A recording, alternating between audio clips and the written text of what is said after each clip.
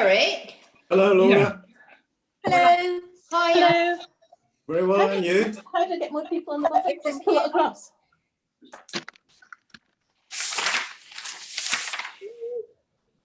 Oh, right. Okay.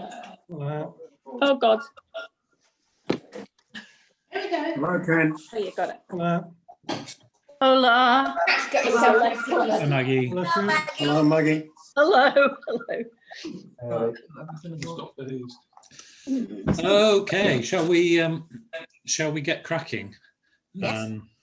Oh, I've not got my reader. I don't know what it is. We've got a tough lesson today. All about pronouns. I'm not looking forward to this, I tell you. Not the only one. Eric, you didn't send out notes in advance for this one, did you? I couldn't find any. No, I was still, Right. Panic not. I was still trying to get my head around pronouns. You're not the only one. I think I'm about 90% there at the moment. I did send you a couple of videos to look at from some guy called a Spanish dude. Yeah. I think he's Australian, and God, he can walk too fast. Right, we'll get cracking. Can everybody put themselves on mute, and we'll unmute ourselves as and when necessary. We had a bit of crackly. No more. Get down. We had a bit of crackly audio this morning, so hopefully my computer and the internet's behaving itself.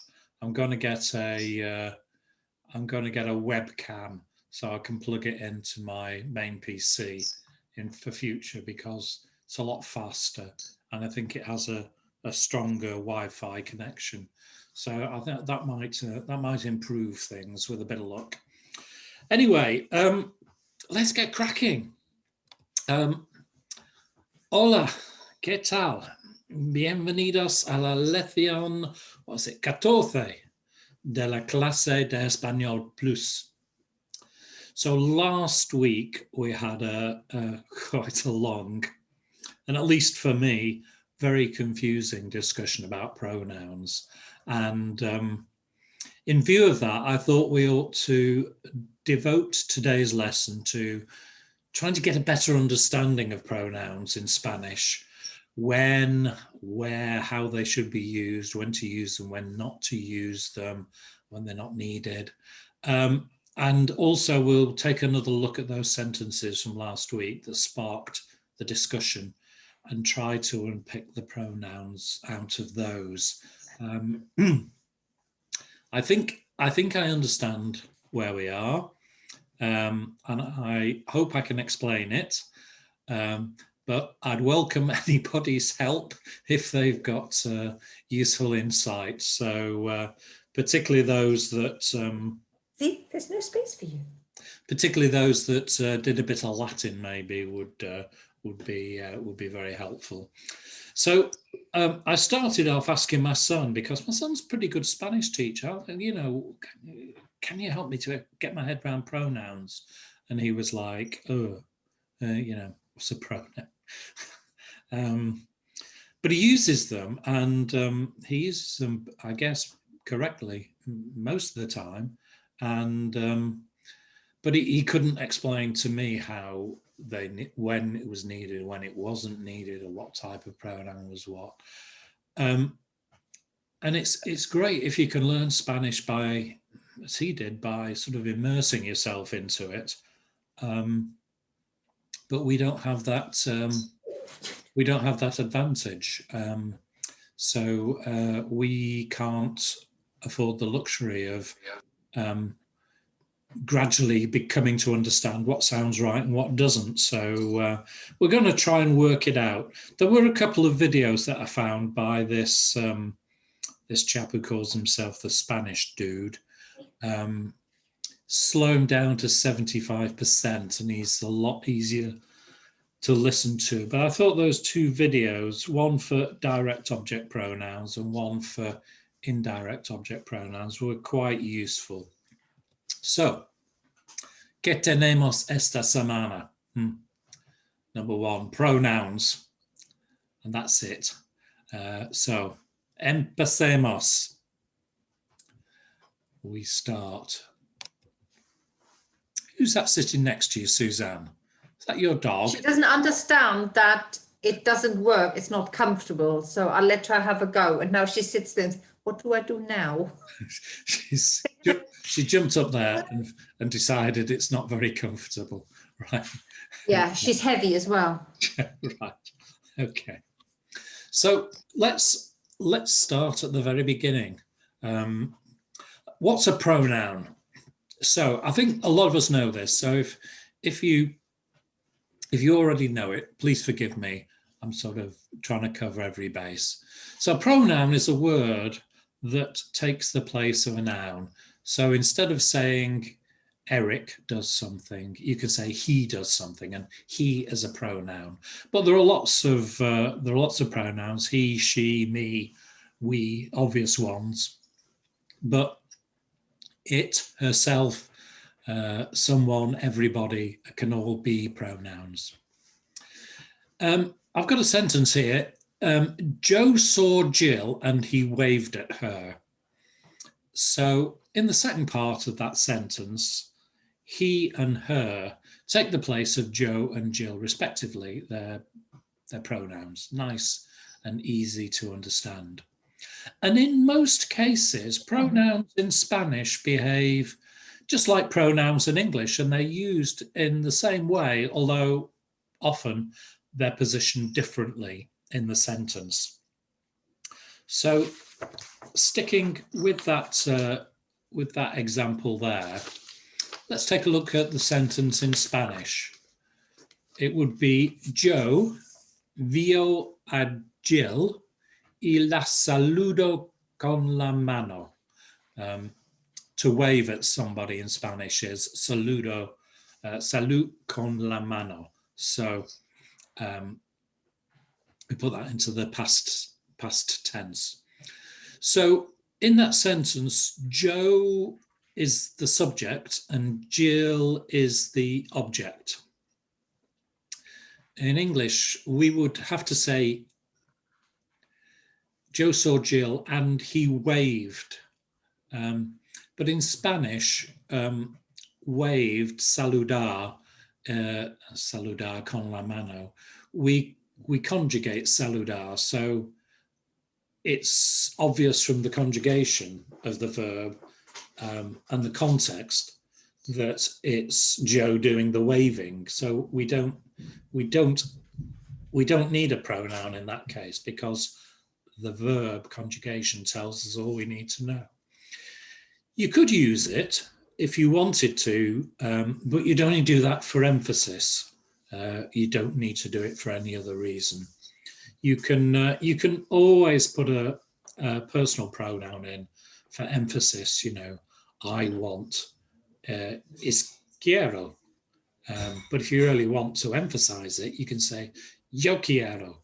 So you can always put them in. Jill is the direct object, and the direct object pronoun is la. It's gender sensitive, so it's lo or la. So in English, we'd say he waved at her, and the pronoun her would come after the verb. He waved at her. In Spanish, the pronoun almost always comes before the verb. It comes before a conjugated verb. So it's la, the pronoun, saludo con la mano. Yo vio a Jill y la saludo con la mano. So Joe saw Jill and her he waved to is what we're saying. So the pronoun goes before the verb in most cases. These are the direct and indirect object pronouns, and I'm not going to dwell on those or try to memorize them now. I think you'll know most of them and have used them for quite some time already. These are also in the lesson notes, which I'll send round straight after the lesson. You'll see that direct and indirect object pronouns are more or less the same, The only differences are him, her, it, you, which uses lo and la in direct object pronouns and le in the indirect. Also, them and you all is los and las when it's a direct object pronoun, and les when it's an indirect object pronoun. So, should the pronoun always go before the verb?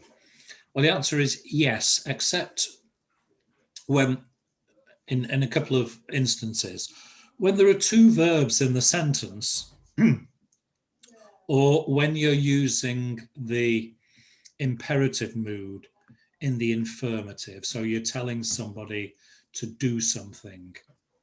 So again, let's look at this sentence here. Joe waved at Jill. He wanted to see her. So Joe saludó con la mano a Jill. Quería, he wanted. To see is ver. So we're using that in the infinitive. And when we've got two verbs together, we don't conjugate the second one. It stays in the infinitive, and we can hook the pronoun on the back of it. So we get quería verla. It's three words, but it's treated as two words effectively in Spanish. Quería verla. And look at this conversation. ¿Te gusta esa camiseta? Sí, pero es caro. No te preocupas. Cómprala. Do you like that shirt? Yes, but it's expensive. Don't worry, buy it. So we're giving somebody an instruction. We're in the imperative mood. We're saying do something. So to buy is compra in the informal, and la is the pronoun for shirt. Buy it, cómprala, and it can hook on the end. But if we're not in the affirmative, we're in the negative imperative, so we're saying don't do something, then bizarrely, we can't hook the pronoun on the end. So look at this sentence. ¿Te gusta esa camiseta? Sí, pero es caro. Tienes razón, no la compres. You're right, don't buy it. Now, the thing about using the imperative mood is the affirmative and the negative always conjugate differently. It's not simply a question of putting no in front of it to change it from yes to no. And also, we can't hook the verb, the pronoun on the end of the verb. It has to go in front of the verb. No la compres.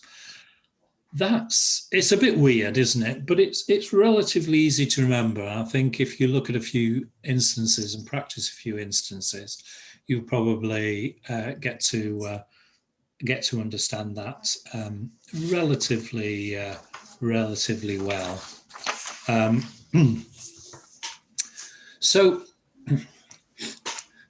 I've got a string of other types of pronouns coming up. So let's have a look at the sentences that we were puzzling over last week and go through those and unpick those a little bit. So to say, I didn't realize you were here, Andrea was telling us we can't use the verb realizar. We say, darse cuenta de que. And the verb darse, of course, is reflexive. So I didn't realize you were here is no me di cuenta de que estabas aquí. So because darse is a reflexive verb, we have to use the reflexive pronoun. it's the first person, so it's me. So here we say me di cuenta de que estabas aquí. And it's reflexive, of course, because we are realizing ourselves that the person was here. Okay. The conference will be held at the hotel.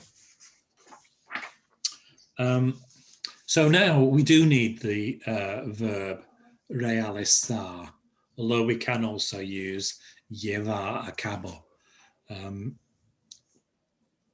So thinking about it, this example for us was a bad sentence for Andrea to choose, because it uses something called the passive se. Now, you can use that where it's not obvious that anybody is doing it, but clearly somebody is doing it. The conference is being held, so somebody's holding it. We don't say who is holding it or give any more information about it. So we have to use this passive se, and I've in the lesson notes, which I'll send around afterwards, we have got an article in there from Spanish Dict, which goes about, which explains about the passive se and also the impersonal se, which is quite similar, used in exactly the same way. So it's something that we could probably do with not having been raised, but she did use the sentence. We've tried to unpick it, and that's the answer. So here we've got two verbs together.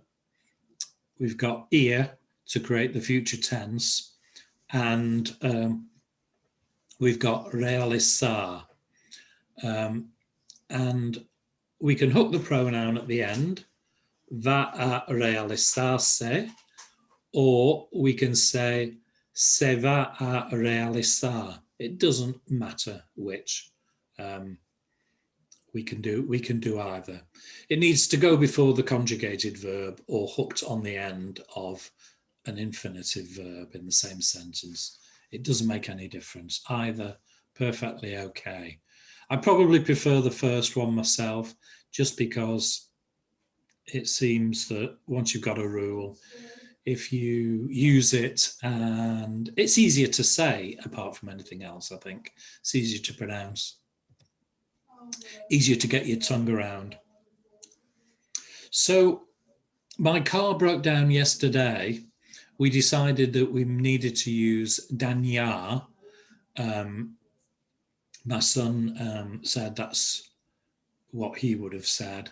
And I think Bryn hired a car from a dodgy hire company who probably expected it to break down, and they had some instructions about what to do if the car broke down, and they used dañar as well, so it's clearly in regular Spanish use. So let's opt for dañar. So my car broke down yesterday. Mi carro se dañó ayer. And this is another example of the passive se.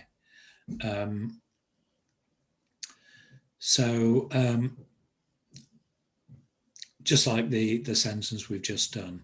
We could say, mi coche no funciona. My car's not working.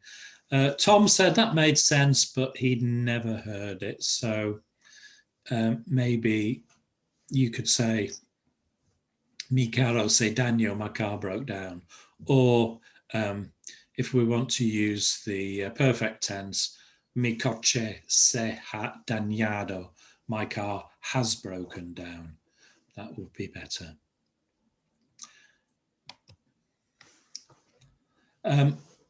My phone broke. We know we can't use rompió, but we can use dañó dañarse. So, mi teléfono se dañó. Exactly the same. The passive se. And we can also say, my telephone stopped working. Dejó de funcionar. The fifth sentence that we had was my sister moved to Panama. And here, the verb's reflexive because that's an action that she's performing on herself. She is moving. Therefore, the sentence needs a reflexive pronoun. Mi hermana se mudó a Panama. We need to say mudar, not mover, because the Spanish, when they're talking about moving house, say changing. So that's just a particular mode of speech that they have. That's how they construct the sentence. Mi hermana se mudó a Panama. If we're talking about moving furniture or moving the car, then mover is fine. Voy a mover los muebles mañana. I'm going to move the furniture tomorrow. Would you be able to move your car, please? Mover is fine in those instances. 6 caused me a bit of a mix-up. I couldn't quite didn't understand what Andrea was saying properly. I'm not sure she did, to be honest with you, thinking about it. But anyway, the sentence there was a lot of traffic because there was an accident. As some of you spotted, it was the imperfect and preterite being used. Había mucho tráfico. There was a lot of traffic, clearly in the past, but there was no specific time for it, and there was no clear ending. So we use the imperfect, había. Because there was an accident, it's clearly, again, referring to something in the past, and although it doesn't give a specific time for it, there is a definite end. We know it's finished. By definition, accident happens and it's finished. So we can use the preterite for that, hubo. So había mucho tráfico porque hubo un accidente. So I think that draws a line under that. And then one of the sentences that we had for homework, which really got everybody excited about pronouns, was Mary is going to help Anna to cook dinner. And Mary va a ayudarle a Anna a preparar la cena. So here we've got an example of an indirect object pronoun being used. Anna is the indirect object. And even though she's named, in this kind of sentence, the Spanish rather confusingly use the pronoun as well, always use the pronoun as well. A pronoun is supposed to be a word that replaces a noun. In Spanish, in this kind of sentence, it's used as well as the noun. It represents the noun, but it's used as well in addition. So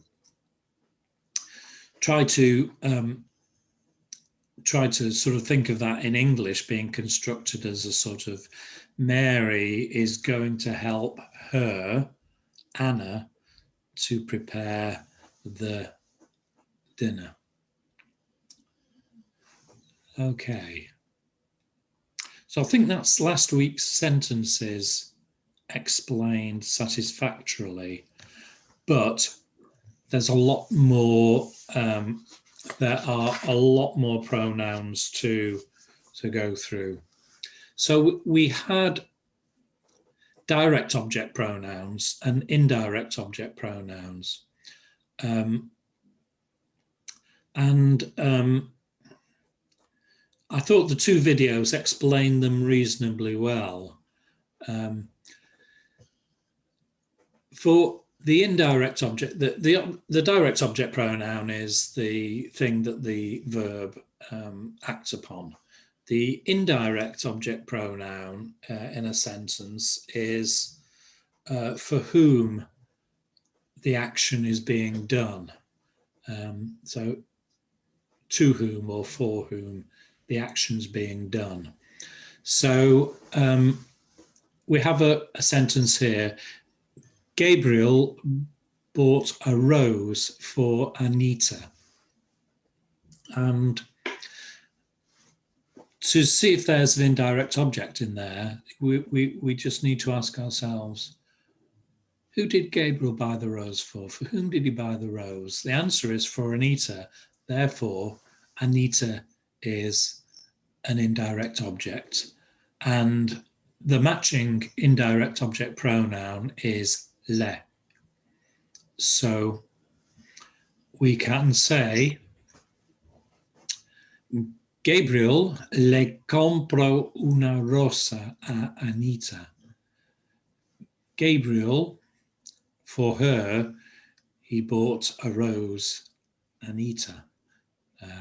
It's a weird way of constructing the sentence, but that's how it works.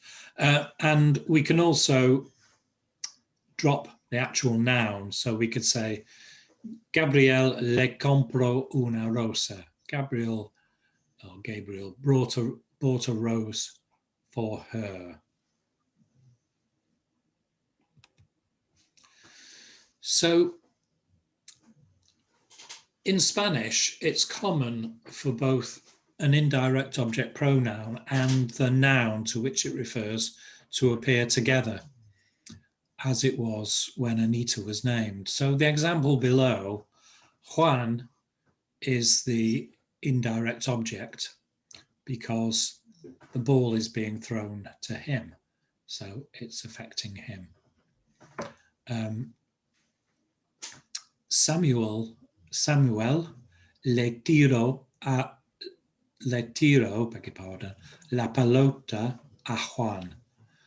So the indirect object le is used, and the actual indirect object itself is named in the first example, or without it in the second. Samuel le tiró la pelota. Samuel threw the ball to him. Samuel threw the ball to Juan. Samuel threw the ball to him. Now, of course, even without a Juan, le still indicates to whom the direct object, the ball, la pelota, is thrown. However, the third person indirect object pronoun, he, she, it, doesn't indicate what gender. It's gender neutral. So it could be Samuel threw the ball to him or her. Samuel threw the ball to it. Samuel threw the ball to you if we're in the formal. So Spanish speakers often clarify to whom a pronoun refers by using both the pronoun and naming the indirect objects, Juan in this case. And I think they do that, having done that for clarification, they just carry on and do it, even when probably no clarification is needed. You know perfectly well who is receiving the action, and you don't necessarily need the pronoun. So that's indirect objects, how to see if there's one in the sentence, and I gave you the pronouns earlier. As I said, this is all down in the lesson notes this week. So have a good look at it, and we'll maybe spend 5 or 10 minutes next week just making sure everybody understands where we are. It is complicated, and apart from reflexive pronouns today, we've done impersonal passive pronouns, we've done direct object pronouns, and we've done indirect object pronouns. And there are quite a few more. So I thought it would be useful just to have them written down in one place. So at least you've heard of them, and at least you know a little bit about what they are when they're used. And most of these, excuse me, you'll have seen before. They'll be quite familiar to you. So, Eric, can I just say something before you go on to the demonstrative ones? Sure, Maggie. I think when you're learning Spanish and you don't feel very confident, you can't help having the sentence in English in your head and doing a little translation word for word. I mean, unless you're just saying something really basic. And what I found really hard about the pronouns, especially the direct object pronouns, indirect object. Direct object, yeah. And the man in the video made this point. It's like having to think backwards. That's true, yeah. Direct object, indirect object pronouns can come quite early on in the sentence. Indeed, yeah. And it's just not a normal thing that we have in English. And I find that so hard to get used to. Yeah. No, and just get into that mindset of thinking and not just shoving it anywhere and hoping for the best. Well, that's one strategy, yeah. And it's one I've adopted a time or two myself, I think. I think all I'd say in encouragement is that I think you come to a point in a language where you start to think and speak in the language rather than think in English and then translate it in your head and then speak it. So instead of going through two processes, first in English and then in Spanish, you're just doing it. Now, I'm not sure at what stage that happens. I think it's a fairly gradual thing. There are certain things that I say in Spanish that I don't have to think about. I think it in Spanish, and if somebody says it back to me, I understand it in Spanish. But there's quite a lot that I do have to think, oh, crikey, what's that word? And I can't think of the word, and I have to think of it. And then, of course, I'm thinking in English, trying to translate it. So I sort of go through, I know exactly what you mean. And I go through the same thing, but I think it's true, because that happened to me with English. So I know if I read an English book now, I don't translate in my head. I read it and I understand it, and it frustrates me when I read a chapter of our Spanish book that I have to read a sentence and then I sort of stop and think what it means. Okay. I can't do it automatically like I do with English. But you're right; it does come eventually, but till it does. It's a problem. Yeah, absolutely it is. Yeah, and I think a lot of us will be reading those Spanish books now and reading it in Spanish and understanding it, not having to. Rona's shaking her head vigorously. Eric, just a question. Sorry. I think you can get the gist of it and the general sense without understanding all the meanings, the subtler meanings of all the words and phrases. If you're reading slowly, maybe. Trying to read fluently, I find I'm not taking in what I'm actually reading. I'm just sort of saying the words. Yeah. Eric, just a query. Are indirect pronouns more or less the same as reflex pronouns? The same? Are they almost all the same? I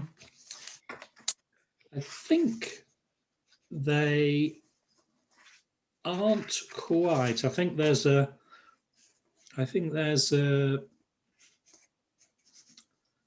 So let me just get my list so I can. Perhaps the say. Say. No, it's the third person singular is say, Say, in say, reflexive, yeah. but it's lay. Reflexive in- is say. Yeah. Say and lay, yeah, and I think there's an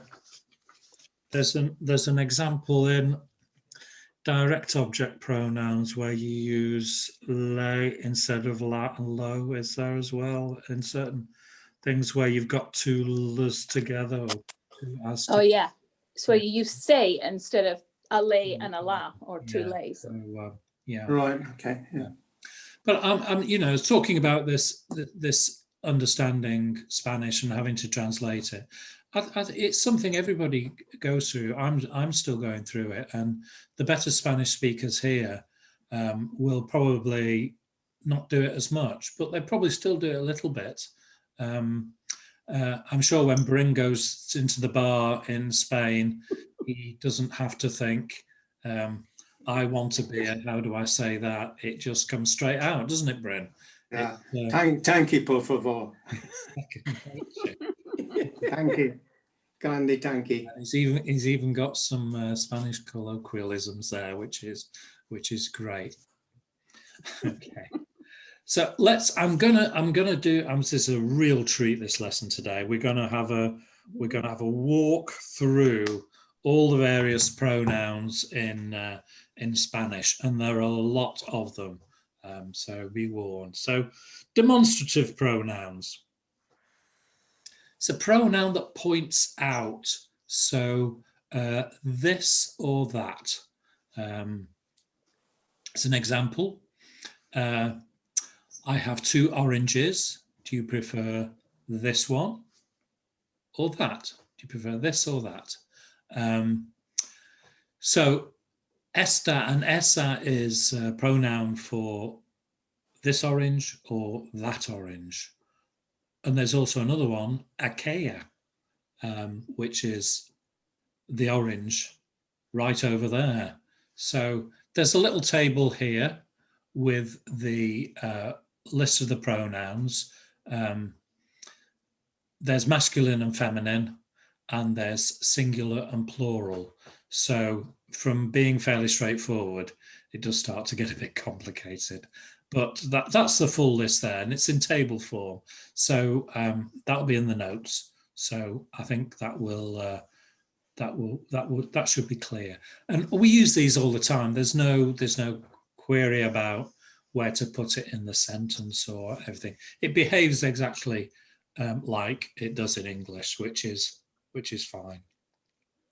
The next is a disjunctive or prepositional pronoun.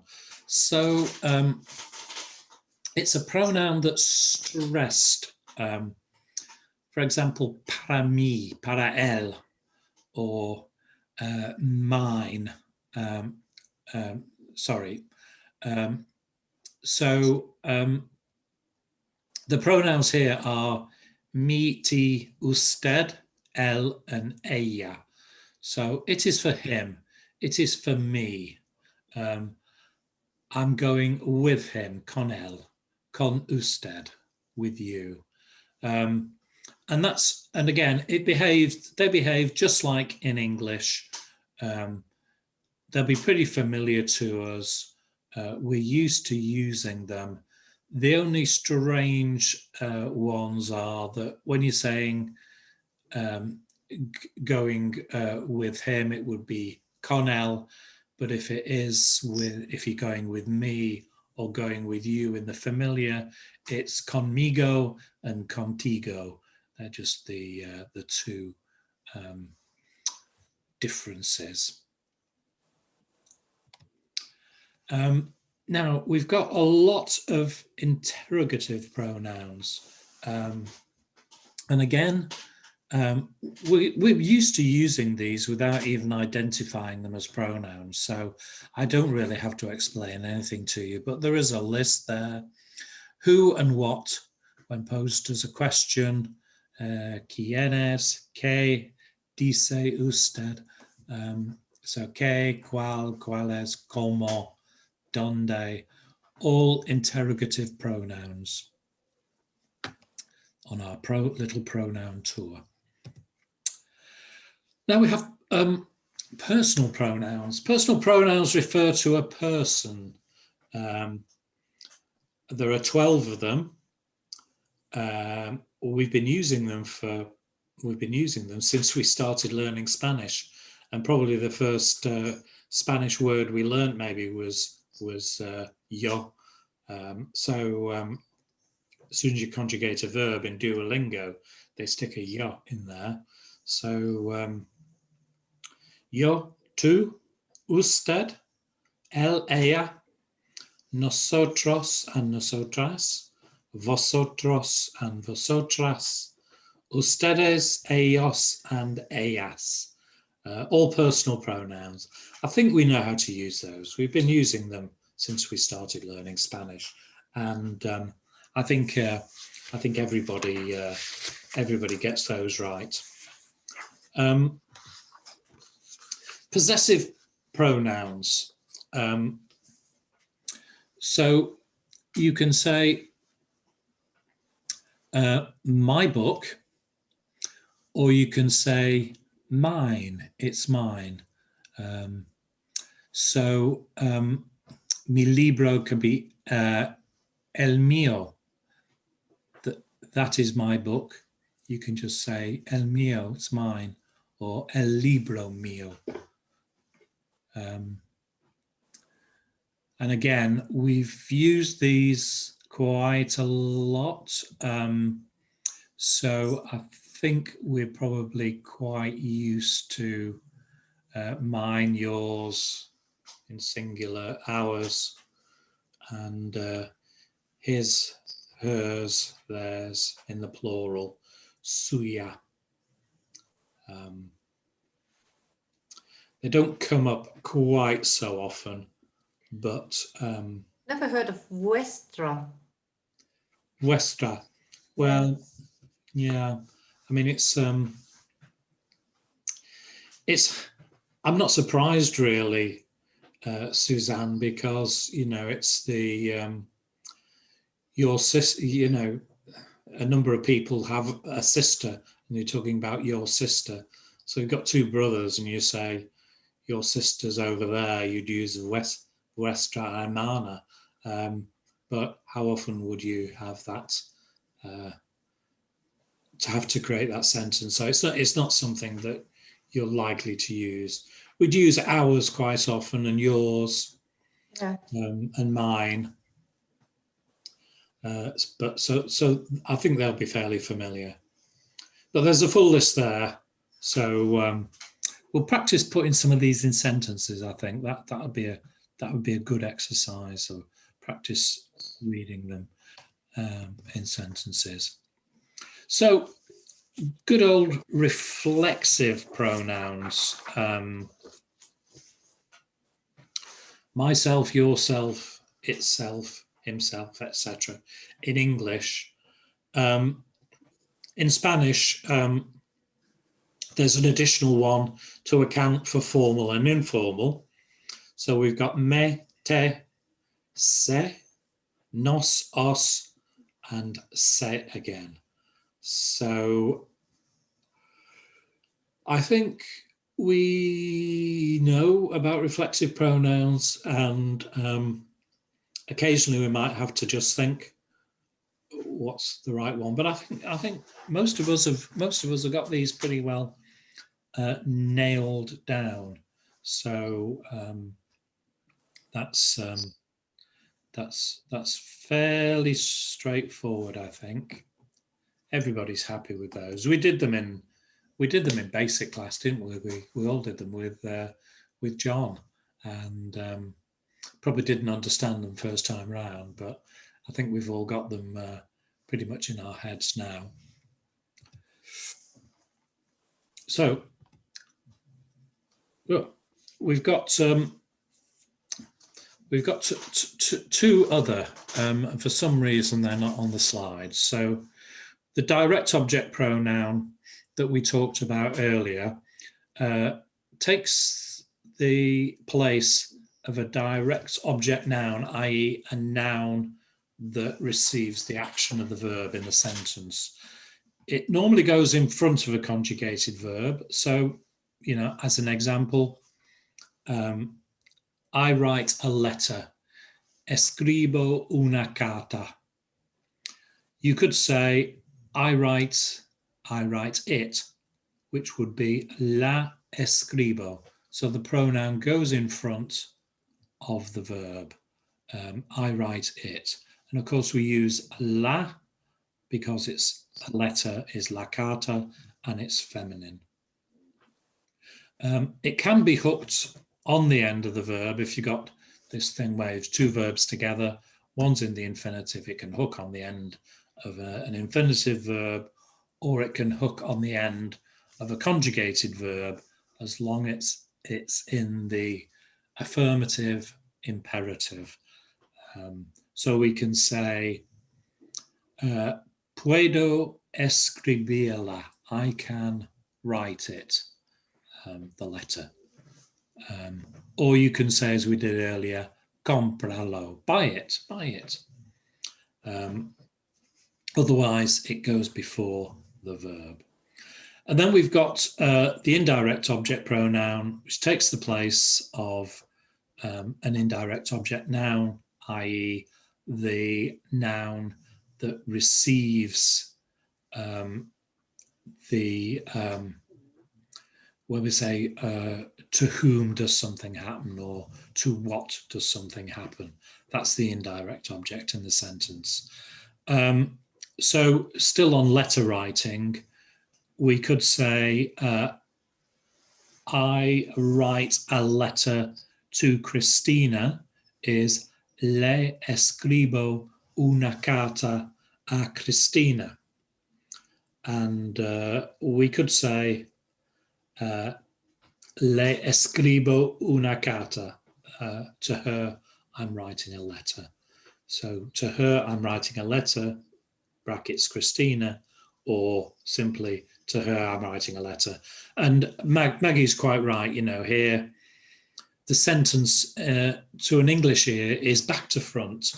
But we just, in this instance, just have to get used to that. And I think reading is a good means of that, because, you know, we read our books and that's full of sentences with indirect object pronouns, and they're easy to spot.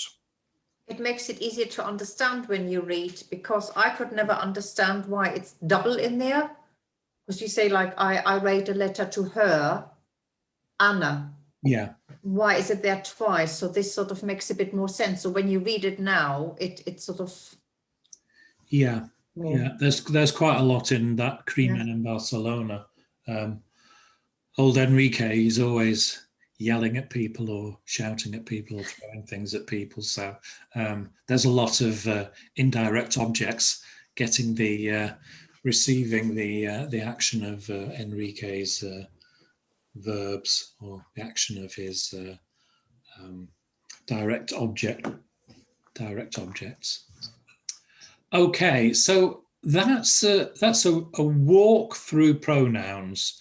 They'll be in the notes. I think what we should do is I'll send the notes round after the lesson, and you can all look at them and pull your hair out. Read them through a couple of times. I bet you'll have a better understanding, and we'll have a chat about it next week. So if there's anything you don't understand, let's raise it next week and see if we can explain it better there. And for those who understood this much better the first already, I'm sorry for labouring the point, but I think we'll at least we'll have a whole bank of pronouns to amuse ourselves with.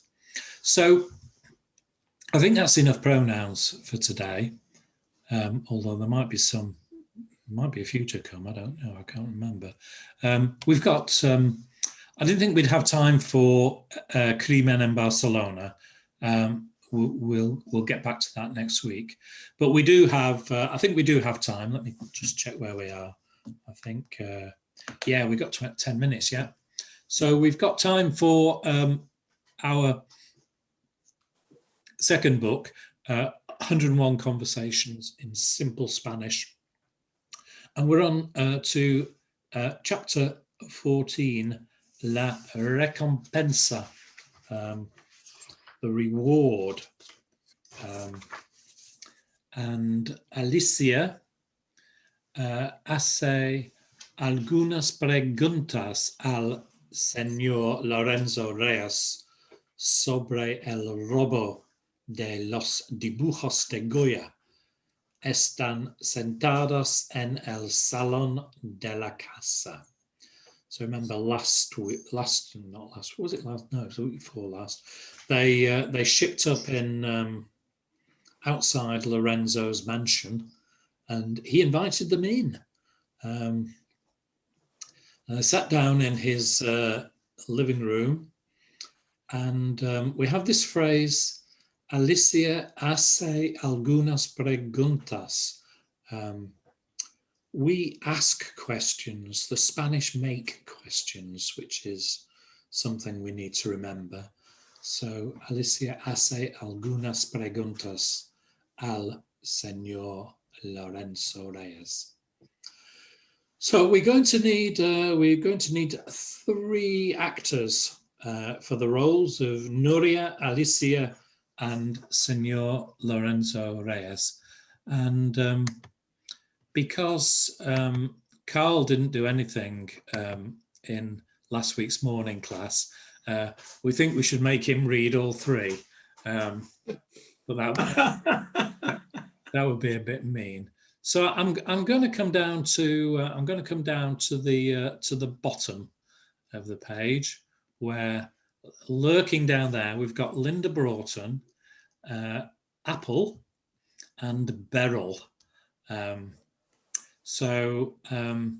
Linda, are you up for reading, Linda? Okay. Yeah. Would you be Nuria? Okay. And Apple can be Alicia. And you have to put a deep voice on, Beryl, if you're going to be Senor Lorenzo Reyes. Is that okay? Sorry, who am I again? Linda is Nuria. Nuria. Apple is Alicia, and Beryl is Lorenzo Reyes. So there we go. ¿Cuándo sucedió el robo?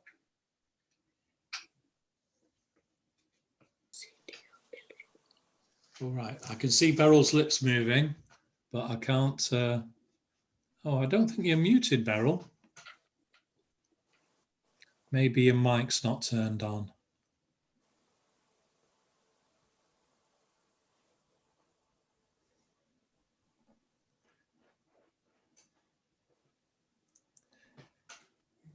Is there?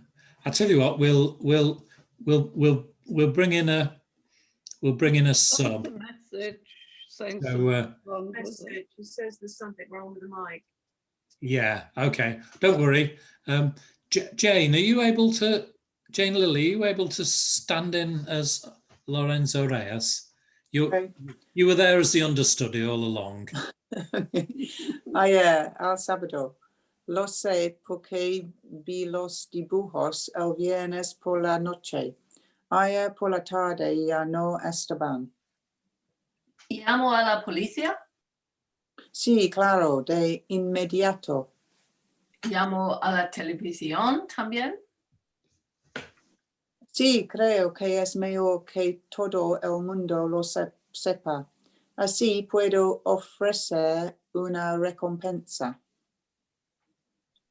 Ofrece una recompensa a quien encuentre su dibujos. Sí, claro. Ofrezco 1,000 euros de recompensa. Hoy lo dicen en la televisión. A nosotros no nos importa su dinero, señor Reyes. Solo queremos ayudar. Es cierto, señor. No queremos dinero. Solo nos importa el arte. Y los misterios. Y los misterios, claro. Very good. Well done, everybody. This is creeping forward slowly, this story, isn't it? I'm sorry about that. Maybe we should have a little translation just to make sure. I think everybody's comfy with these with these words. This is below our intermediate level, so we should be able to get most of these pretty well. There's going to be a few that we don't know and need to look up. So should we get somebody to do a translation? Julie, are you good for translating? Yes. The reward. Alicia had some questions for Lorenzo Reyes about the robbery of the drawings of Goya. They're sitting in the living room in the house. When did the robbery happen? Yesterday, Saturday. I know because I saw the drawings on Friday evening. Yesterday afternoon they weren't there. And do you call the police? Yes, immediately. I called. Did you call the television? Oh no. Yeah. You called the television as well. The television again. As well. Yes, I think that was the best that the world knows about it. Yeah. So I can offer a reward. Yeah, I think you mean sort of, and that way I was able to offer a reward by announcing it on television, I think. Yeah. Okay.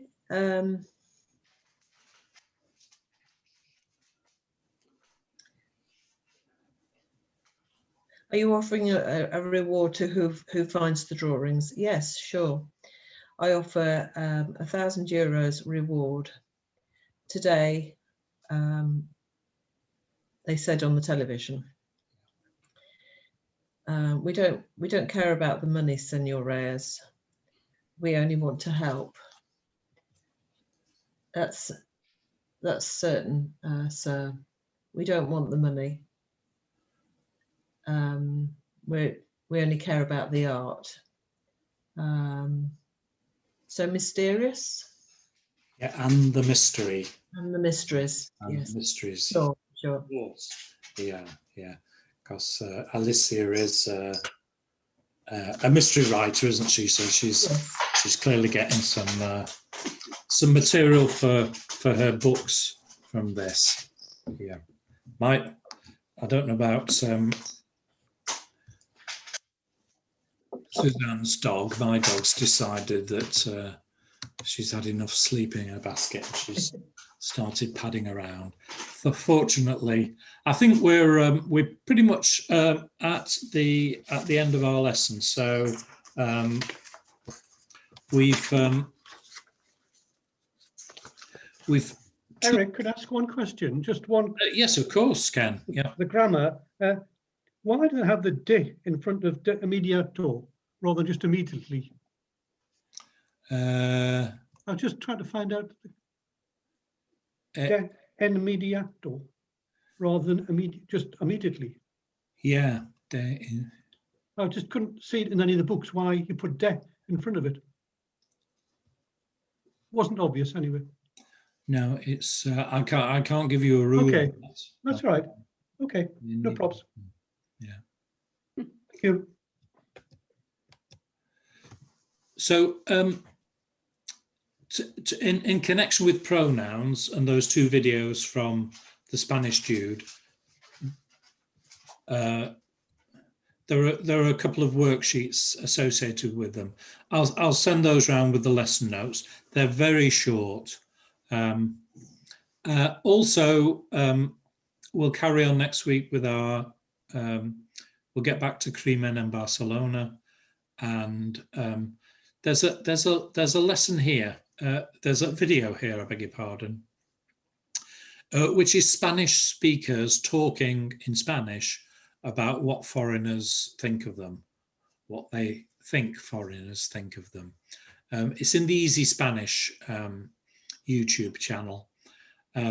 So it's all in Spanish, but she provides subtitles. So you can slow it down so the Spanish is easier to observe, to hear, and I think it's quite useful. So let's just take a look at that, and it's quite interesting, and there's some useful little Spanish phrases. The other thing which I thought Suzanne would enjoy is that every Spaniard she finds in the street are all neatly masked up, not like Sainsbury's in Breton, Suzanne. So I'm not amused. I've got to work there and I can't say anything. So that's right. Yeah. Just poke them in the eye. I'd love to. You'd love to. So thanks very much, everybody. Let's stop the sharing so we can all get back together. That's it. And thanks very much. I'm sorry about today's lesson and all those pronouns. I hate doing lessons like that, but hopefully it's useful.